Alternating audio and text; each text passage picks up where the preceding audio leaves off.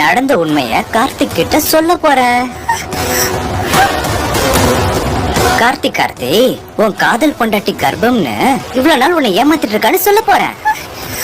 இப்ப மட்டும் கிடையாது, எப்பவுமே அவளுக்கு குழந்தை பிறக்காதுன்னு கார்த்திக் கிட்ட போய் சொல்லவா? சரி, அப்ப நீ பணத்தை கொடு. ஓகே, அப்ப நான் நேரா கார்த்திக் கிட்ட போய் உண்மையா சொல்லவா?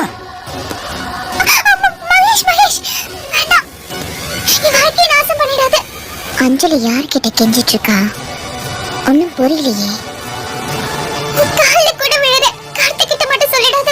நீ கால விழுந்தா எனக்கு என்ன லாபம்? என் அக்கவுண்ட்ல பணம் விழணும் அஞ்சலி. இத பாரு அஞ்சலி, எனக்கு அது மட்டும் தான் முக்கியம். என்ன சொல்ற? சொல்லு, பணம் வருமா வராதா?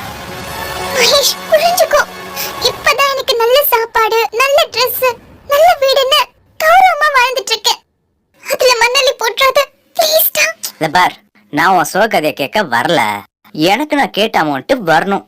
இல்லன்னு வெய்யி, உன் கதை எல்லாம் இதோ இந்த பென்ட்ரைவ்ல தான் இருக்கு.